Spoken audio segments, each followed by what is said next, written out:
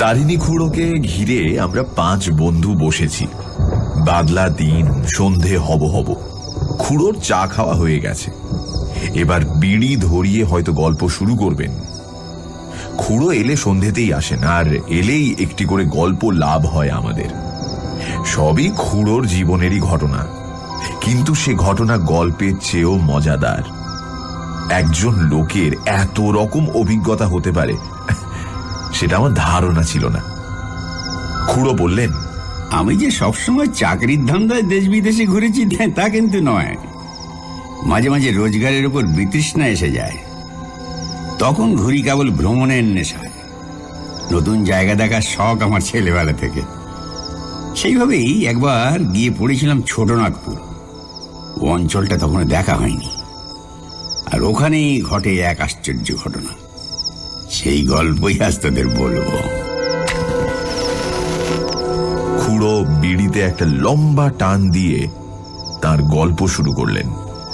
আমি তখন হাজারিবাগে একটা হোটেলে আছি, নাম ডিলাক্স হোটেল, কিন্তু ব্যবস্থা চলনসইয়ের বেশি নয়। তাতে কিছু এসে যায় না, কারণ ব্যক্তিগত স্বাচ্ছন্দ্যটাকে আমি কখনো খুব উঁচুতে স্থান দিই না। নানান অবস্থার সঙ্গে নিজেকে মানিয়ে নেওয়াটাই আমার অভ্যেস। হাজারিবাগে কাউকে চিনি না, সেটা আরো ভালো লাগছে, কারণ মাঝে মাঝে একটা অবস্থা আসে যখন প্যাচাল পাড়তে একদম ভালো লাগে না। চুপচাপ একা একা বিছানায় শুয়ে কল্পনার স্রোতে নিজেকে ভাসিয়ে দিতে ইচ্ছে করে। তবে এটাও ঠিক যে ভারতবর্ষে এমন জায়গা নেই যেখানে বাঙালি নেই। বিশেষ করে হাজারিবাগে তো বিস্তর বাঙালি।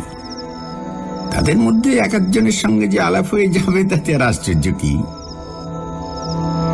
যার সঙ্গে প্রথমে আলাপ হলো তাঁর নাম অর্ধেন্দু বসু। ইনি ইতিহাসের লোক। পাবনার একটা জমিদার বংশ, হালদার বংশ নিয়ে পড়াশোনা করছেন। ইচ্ছে আছে বই লেখার। এই বংশে নাকি অনেক বাঘা বাঘা চরিত্রের পরিচয় মেলে। এদেরই এক আদি পুরুষ, নাম রামগতি হালদার। রামমোহনের নাকি খুব কাছের লোক ছিলেন। তাছাড়া এর পরেও বেশ কিছু সমাজ সংস্কারক নির্ভীক চরিত্রের পরিচয় নাকি এ বংশে মেলে। আমি ভদ্রলোককে জিজ্ঞাসা করলাম, এই পরিবার সম্বন্ধে লিখতে আপনার হাজারিবাগ আসতে হলো কেন? ভদ্রলোক বললেন, 19 শতাব্দীর মাঝামাঝি নাকি এই পরিবারের একজন হাজারিবাগে একটা বাড়ি করেন। সে ছুটি কাটানোর জন্য না অন্য কোনো কারণে সেটা এখনো বুঝতে পারিনি। এই বিশেষ ব্যক্তিটির নাম ছিল মহেশ হালদার। এই মহেশ হালদার অবধি আমি হালদার বংশের ইতিহাস পাচ্ছি, যদিও এই সম্বন্ধে অনেক কিছুই জানতে বাকি আছে। এরপরে এসব কেমন যেন ব্ল্যাঙ্ক। তো আমি জিজ্ঞাসা করলাম, এর হাজারিবাগের বাড়িটা আপনি দেখেছেন? অধীন্দ্রবাবু বললেন, দেখেছি, কিন্তু সেখানেও এক রহস্য। এই বাড়িটাকে এখানকার সকলেই উল্লেখ করে নরিস সাহেবের বাংলো বলে, অথচ মহেশ হালদার যে বিয়ে করেছিলেন সে খবর আমি পেয়েছি। কিন্তু মহেশ হালদারের পরে বংশটার যে কি হলো সে খবর পাইনি। সম্ভবত মহেশবাবু নরিস সাহেবকে বাংলোটা বিক্রি করে দেন কোনো কারণে। কলকাতায় তাদের আর কোনো বংশধর নেই? আমি জিজ্ঞেস করলাম। অধীন্দ্রবাবু বললেন, মহেশ হালদার ছিলেন তার বাবা যোগেশ হালদারের একমাত্র সন্তান। তাই তার যদি আর ছেলে পিলে না থাকে তাহলে হয়তো হালদার বংশ মহেশেই শেষ হয়ে গেছে। প্রশাখা আর কোথাও আছে কিনা আমার জানা নেই, আমি শুধু শাখাতেই ইন্টারেস্টেড। এই বংশ সম্বন্ধে খবর দিতে পারে এমন কোনো লোকের সন্ধান পাননি হাজারিবাগে? এখানে এক ভদ্রলোক আছেন, আজন্ম এখানেই বাস। তার বয়স 90, নাম কালী কিঙ্কর বাণুজ্যে। একবার ভাবছিলাম তার কাছে গিয়ে জিজ্ঞেস করব। তো চলুন না, আজ বিকেলে যাওয়া যাক। কালীকিঙ্কর বাবুকে সকলেই চেনে, তাই তার বাড়ি বার করতে অসুবিধা হলো না। গিয়ে শুনি ভদ্রলোক বৈকালিক ভ্রমণেই বেরিয়েছেন। বুঝে রাখো কিরকম স্বাস্থ্য, 90 বছরেও বিকেলে হাঁটা চাই। আমরা একটু অপেক্ষা করতেই ভদ্রলোক এসে পড়লেন। আমরা নিজেদের পরিচয় দিলাম। ভদ্রলোক বললেন, আমার কাছে তো বড় একটা কেউ আসে না, আপনাদেরও কোনো প্রয়োজন আছে বুঝি? আপনি ঠিকই ধরেছেন, বললেন অর্ধেন্দুবাবু। আমি পূর্ববঙ্গের এক জমিদার বংশ নিয়ে রিসার্চ করছি, হালদার বংশ। তাঁদের একজন ঊনবিংশ শতাব্দীর মাঝামাঝি হাজারিবাগে একটা একতলা বাংলো বাড়ি করেছিলেন। সেই বাড়িকে এখানকার লোকেরা নরিস সাহেবের বাংলো বলে। ও তাই বলুন, ওসব হালদার ফালদার জানি না, তারা এখানে এসে থাকতে পারেন। আমার যখন 7 কি 8 বছর বয়স, তখন আমি নরিস সাহেবকে দেখেছি ঘোড়ায় চড়ে বেড়াতে যেতে। আমায় দেখে মাথা হিট করে গুড আফটারনুন বলতেন। তবে তার শেষটা জানেন তো? আমরা দুজনেই মাথা নেড়ে বললাম, জানি না। ভদ্রলোক আত্মহত্যা করেন, বললেন কালীকিঙ্কর বাবু। কারণ জানা যায়নি, লোকে বলে বাড়িটা নাকি হানা বাড়ি। সাহেবের ভূত দেখা যায় এখনো, আমি অবশ্য দেখিনি। খুব জবরদস্ত সাহেব ছিলেন নরিস সাহেব। তার বাড়িটা কোথায় গেলে দেখা যায় বলতে পারেন? বাড়ি তো এই কাছেই। কালীকিঙ্কর বাবু আমাদের রাস্তা বাতলে দিলেন। আমরা দুজনে তাকে ধন্যবাদ জানিয়ে উঠে পড়লাম। রাস্তায় বেরিয়ে এসে অর্ধেন্দুবাবুকে বললাম, আপনি এতদিন সে বাড়ি দেখেননি? ভদ্রলোক বললেন, দেখছি বই কি, কিন্তু লোকে ঠিক বলছে কিনা সেটা একবার যাচাই করে নিলাম। ইনি যা বলবেন সে তো আর ভুল বলবেন না। আমারও যে বাড়িটা দেখার জন্য কৌতূহল হচ্ছে। আসুন না, দেখিয়ে দিচ্ছি। মাথায় টালি বসানো ঢালু ছাদওয়ালা বাড়ি, বাংলাই বলা চলে, যেমন হাজারিবাগে আরো দেখা যায়। টালির অধিকাংশই অবশ্য খসে গিয়ে ছাদ ফাঁকা হয়ে গেছে। চারিদিকে পাঁচিল দিয়ে ঘেরা 4-5 বিঘে জমির উপর জীর্ণ অবস্থায় দাঁড়িয়ে আছে বাংলোটা। কেউ থাকে না সেখানে, শেষ কবে ছিল তাও কেউ বলতে পারে না। আমি অর্জুনবাবুকে বললাম, আপনার হালদার বংশের কথা জানি না মশাই, কিন্তু এই নরিস সাহেবকে নিয়ে আমার বিলক্ষণ কৌতূহল হচ্ছে। আর সত্যি বলতে কি, এই সাহেবের প্রেতাত্মার সঙ্গে যদি যোগ স্থাপন করা যায়, তাহলে তো ইনি মহেশ হালদার সম্বন্ধে কিছু তথ্য দিতে পারেন, তাই নয় কি? তাও অবশ্যই ঠিক। কথাটা খুব জোরের সঙ্গে বললেন নরেন্দ্রবাবু। বুঝলাম তিনি সাহেবের প্রেতাত্মার সঙ্গে যোগ স্থাপনের ব্যাপারে খুব একটা উৎসাহ বোধ করছেন না। আমি না হয় বোধকে তোয়াক্কা করি না, কিন্তু সবাই তো সেরকম নয়। 2 দিন পেরিয়ে গেল। 3 দিনের দিন আমি অর্ধেন্দুবাবুকে বললাম, এইভাবে হাত পা গুটিয়ে বসে থেকে আপনার কি লাভ আছে? আসুন একটা কিছু করা যাক, না হয় বাংলোটা একটা রাত কাটিয়ে আসা যাক। অর্ধেন্দুবাবু একটু চুপ থেকে বললেন, এখানে বাঙালিদের একটা আড্ডা আছে, শশী ডাক্তারের বাড়ি। আমি কাল সেখানে গিয়েছিলাম। তারা বলল নরিস সাহেবের বাংলোকে হানা বাড়ি বলা হলেও এখনো পর্যন্ত কেউ কোনো ভূতের সাক্ষাৎ নাকি পায়নি। তবে ওই আড্ডাতেই উৎপল বাবু বলে এক নিরীহ গোছের ভদ্রলোক ছিলেন। তিনি নাকি খুব ভালো মিডিয়াম, অর্থাৎ তার মধ্যে দিয়ে ভূতের আবির্ভাব ঘটেছে নাকি অনেকবার। ভদ্রলোক একটা বিশেষ অবস্থায় এলে তার গলা থেকে নাকি ভূতের গলায় কথা বেরোয়, আর তখন নাকি ভূতের সঙ্গে কথাবার্তা বলা চলে। অন্ধকার ঘরে তেপায়া টেবিলের ওপর হাত রেখে নাকি ব্যাপারটা করতে হয়, কিঞ্চিত সময় সাপেক্ষ। আমি বললাম, দেখুন কিরকম যোগাযোগ। এই মিডিয়াম পাওয়া কিন্তু সহজ ব্যাপার নয়। আপনি উৎপলবাবুকে বলুন, আমরা কালই রাত্রে বসছি। তেপায়া টেবিল জোগাড় করতে পারবেন? আমার হোটেলের ঘরেই একটা আছে। তাহলে তো কথাই নেই, আসুন লেগে পড়া যাক। অর্ধেন্দুবাবু শশী ডাক্তারের আড্ডায় নিয়ে গিয়ে আমার সঙ্গে উৎপলবাবুর আলাপ করিয়ে দিলেন। সকলের সামনে আর ভূতের প্রসঙ্গটা তুললাম না, কারণ প্ল্যানচেটে আমাদের 3 জনের বেশি কেউ থাকে এটা আমি চাইছিলাম না। আড্ডার পরে বাইরে বেরিয়ে এসে উৎপলবাবুকে প্রস্তাবটা দেওয়া হলো। ভদ্রলোক এক কথায় রাজি। বললেন নরিস সাহেবের বাংলোয় প্ল্যানচেট করার ওর অনেক দিনের শখ, কিন্তু এতদিন কাউকে সঙ্গী পাননি বলে হয়ে ওঠেনি। তাহলে পরশু বুধবার বসে যাক, বললেন উৎপলবাবু। পরশু অমাবস্যা, সেই কারণে কাজটা সহজে হবার সম্ভাবনা। কি কি জিনিস লাগবে জিজ্ঞেস করাতে ভদ্রলোক বললেন 3টে চেয়ার, একটা টেপা টেবিল আর একটা মোমবাতি। মোমবাতিটা লাগবে কাজ শেষ হয়ে যাওয়ার পর। আমি আর অর্ধেন্দুবাবু দিন থাকতে 2টো সাইকেল রিক্সা করে চেয়ার টেবিল পাঠিয়ে দিয়েছিলাম বাংলোতে। সেই ফাঁকে বাড়িটা একটু দূর থেকে দেখে নিলাম।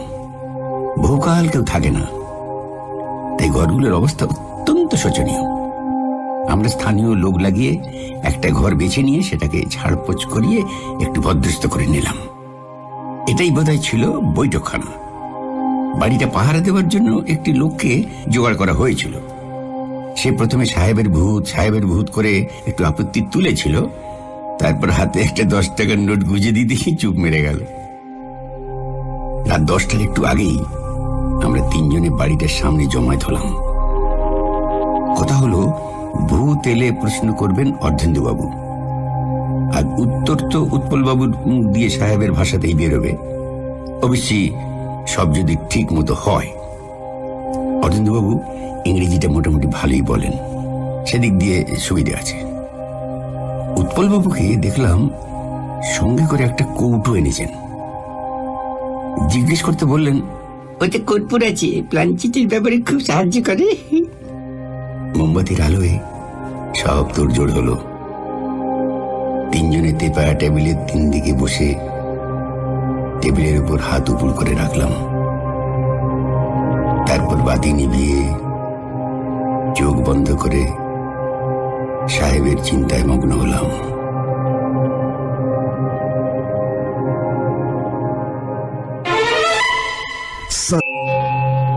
শুনছেন নরিস সাহেবের বাংলো। তারিণী খুড়ো গল্প বলছেন।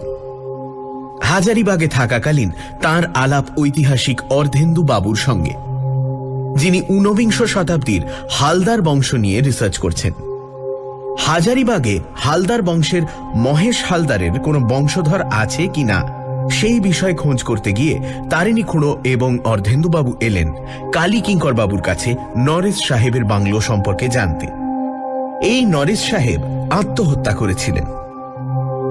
তাঁর প্রেতাত্মার সঙ্গে যোগাযোগ স্থাপন করার জন্য উৎপলবাবু নামে এক মিডিয়ামকে নিয়ে তারিণী খুড়ো প্ল্যানচেটে বসলেন। গাছপালায় ঘেরা বাংলো, বাইরে বাতাস দিচ্ছে, তার ফলে মাঝে মাঝে পাতার শোঁ শোঁ শব্দ পাচ্ছি। কিছুক্ষণ পরে বোধহয় বাতাস থেমে যাওয়ায় আর কোনো শব্দ পাওয়া গেল না। অমাবস্যার রাত, তার উপরে আকাশে মেঘ, রাস্তায় আলো নেই যে জানলা দিয়ে ঢুকবে, তাই ঘরের ভিতর দুর্ভেদ্য অন্ধকার। কতক্ষণ এইভাবে ছিলাম জানি না। হঠাৎ অনুভব করলাম টেবিলটা মৃদু মৃদু নড়ছে। সেটা একটু বেড়ে যাওয়ায় খটখট শব্দ শুরু হলো। আমি জানি এই ধরনের প্ল্যানচেটে সেটা ভূত নামার লক্ষণ। আমরা টেবিলের উপর থেকে হাত সরাচ্ছি না, কিন্তু বেশ বুঝতে পারছি হাত আর অনড় নেই। টেবিলের সঙ্গে সঙ্গে উঠছে নামছে। শব্দটা উৎপলবাবুর গলা থেকে বেরোলো। আগে থেকেই অর্ধেন্দুবাবুকে বলা ছিল। উনি কাঁপা গলায় প্রশ্ন করলেন, Is anyone here? উৎপলবাবুর মুখ থেকে সম্পূর্ণ সাহেবী গলায় উত্তর এলো, yes. Who is it? My name is Norris. বাকি কথা ইংরেজিতেই হলো। এবং নরিস সাহেবের ইংরেজি যাকে বলে বেশ চোস্ত ইংরেজি। আমি কথোপকথনটা মোটামুটি বাংলাতেই বলছি। অরবিন্দবাবু বললেন, এই বাংলো কি তোমার বাসস্থান ছিল? ইয়েস। তুমি কি করতে হাজারিবাগে? আমার অভ্রের খনি ছিল। শহরে আরো সাহেব ছিল? ইয়েস। অভ্রের খনির মালিকদের একটা ক্লাব ছিল, ভিক্টোরিয়া ক্লাব। আমি সে ক্লাবের সভ্য ছিলাম। এই বাড়িতে কি তোমার আগে হালদার বলে একজন ছিলেন? হ্যাঁ, ছিলেন। তিনি কি এই বাড়ি তোমায় দিয়ে যান? হ্যাঁ। তারপর তিনি কোথায় যান? কলকাতায়। সেখানেই মৃত্যু হয়। তুমি কি আত্মহত্যা করেছিলে? উত্তর আসতে একটু সময় লাগলো। হ্যাঁ। কিভাবে? রিভলভার দিয়ে মাথায় গুলি মেরে। কেন? আমার আর বাঁচার ইচ্ছে ছিল না। বুঝেছি, কিন্তু এমন মনের ভাব হলো কেন? আজ এই পর্যন্ত থাক, বড় ক্লান্ত লাগছে। বুঝতে পারলাম উৎপলবাবুরই আসলে ক্লান্ত লাগছে। আমি লাইটার দিয়ে মোমবাতিটা জ্বালিয়ে দিলাম। উৎপলবাবুর মাথা হেঁট হয়ে বুকের উপর নিয়ে পড়েছে। কাঁধ ধরে ঝাঁকুনি দিতে তার জ্ঞান আবার ফিরে এলো। মাথাটা ঝাড়া দিয়ে হঠাৎ নিজের গলায় প্রশ্ন করলেন, কেমন হলো? খুব ভালো, খুব ভালো বললেন অরবিন্দবাবু। বোঝাই যাচ্ছে মহেশ হালদার এখানকার পাট উঠিয়ে দিয়ে বাংলোটা নরিসকে বিক্রি করে কলকাতা চলে যান। সেখানেই তার মৃত্যু হয়। অর্থাৎ যতদূর মনে হয় হালদার বংশেরও ওখানেই শেষ। অনেক ধন্যবাদ উৎপল বাবু। আমার কিন্তু মনে একটা খটকা লেগেছে, যেটা আমাকে ভাবিয়ে তুলল। নরিস সাহেবের মৃত্যুর কারণটা ঠিক পরিষ্কার হলো না।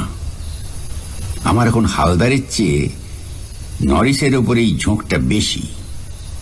অবশ্যই উৎপলবাবুকে যা যা প্রশ্ন করা হয়েছে তার উত্তর তিনি ঠিকভাবেই দিয়েছেন। আমি রাত্রিরে অনেকক্ষণ ধরে এই ব্যাপারটা নিয়ে ভাবলাম। তারপর সকালে উঠে অর্ধেন্দুবাবুর হোটেলে গিয়ে সোজাসুজি বললাম যে আমি আর একবার প্ল্যানচেট করতে চাই এবং এবার প্রশ্নগুলি আমি করব। অর্ধেন্দুবাবু বললেন, আমার আপত্তি নেই, তবে আপনি হালদার বংশ সম্বন্ধে আর কি নতুন তথ্য জানার আশা করছেন তা জানি না। আমি বললাম, সত্যি বলতে কি আমি নরিস সম্বন্ধে আরো কিছু জানতে চাই। লোকটিকে বেশ ইন্টারেস্টিং বলে মনে হলো। উৎপলবাবু আমাদের প্রস্তাবে রাজি হয়ে গেলেন। আমরা আবার 10টার সময় সাহেবের বাংলোতে জমায়েত হলাম। আমি উৎপলবাবুকে ঠাট্টা করে বললাম, আজ তো অমাবস্যা নয়, প্ল্যানচেট ঠিক মতো হবে তো? উৎপলবাবু বললেন, মনে তো হয় এই ভদ্রলোকের আত্মে বেশ সহজেই ধরা দেয়।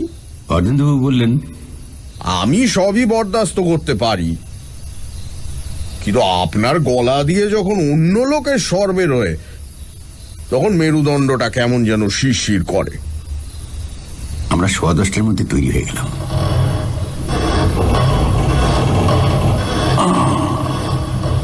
15 মিনিটের মধ্যেই টেবিল নড়া আর উৎপলবাবুর গলা থেকে শব্দ শুনে বুঝলাম যে প্রেতাত্মা হাজির।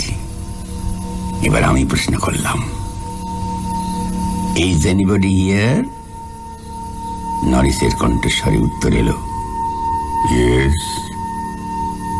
আর ইউ মিস্টার নরিস? ইয়েস।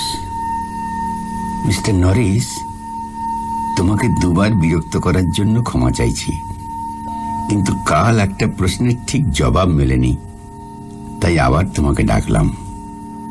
কি প্রশ্ন? তোমার জীবনের উপর এতটা বিতৃষ্ণা এলো কেন? যে আত্মহত্যা করলে? একটুক্ষণ কোনো কথা নেই, তারপর ইংরেজিতে উত্তর এলো, আমাকে প্রচন্ডভাবে অপমান করা হয়েছিল। কে করেছিল অপমান? Major Thomson. ঘটনাটা কোথায় হয়? আমাদের ক্লাবে। কিন্তু অপমানের কারণটা কি? তাহলে অনেক কথা বলতে হয়। বলুন, আমরা শুনতেই এসেছি। আমি এক বেয়ারাকে একদিন হিন্দিতে একটা কথা বলেছিলাম, সেটা মেজর টমসন শুনে ফেলেছিলেন। তাতে কি হলো? তাতে তিনি বুঝে ফেলেছিলেন আমি সাহেব নই। আপনি সাহেব নন? না, তবে আমার চেহারায় সাহেবের সঙ্গে কোনো পার্থক্য ছিল না। আমার চুল ছিল কটা, চোখ নীল, আর গায়ের রং সাহেবের মতো ফর্সা।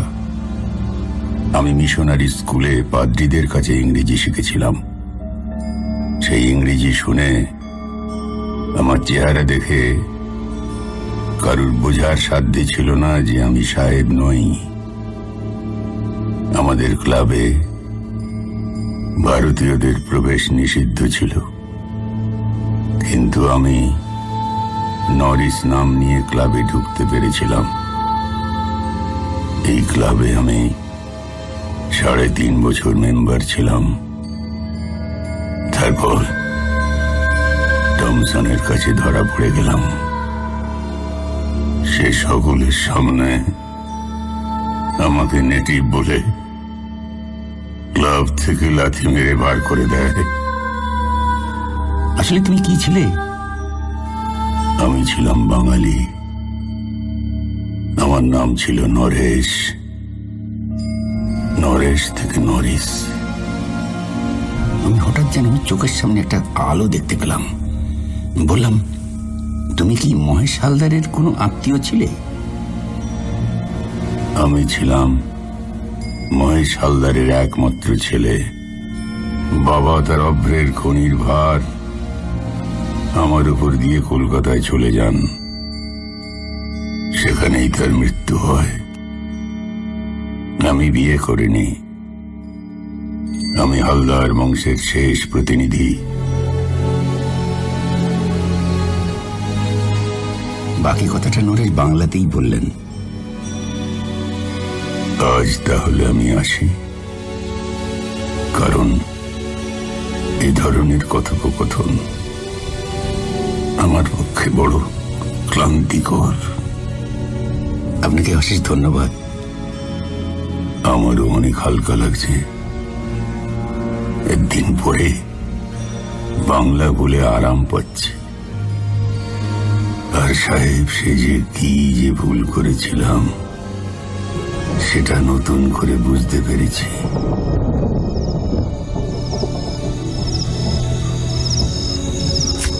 মোমবাতি জ্বালিয়ে দিলাম।